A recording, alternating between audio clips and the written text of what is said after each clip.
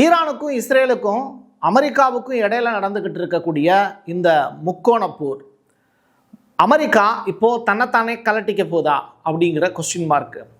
இஸ்ரேலும் ஈரானும் மட்டுமே தொடர்ச்சியாக போர் செய்ய போறாங்களா அப்படிங்கிற கேள்வி.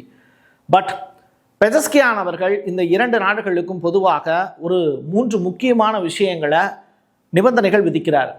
அதில் ஒன்று, சட்டப்பூர்வமான உரிமைகள் அங்கீகரிக்கப்படணும்.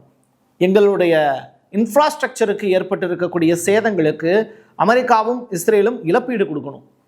எதிர்கால தாக்குதல்கள் நீங்கள் எங்கள் நாட்டு மேலே நடத்த மாட்டீங்க அப்படிங்கிற அந்த ஒப்புதல் வாக்கு மூலமும் கொடுக்கணும்.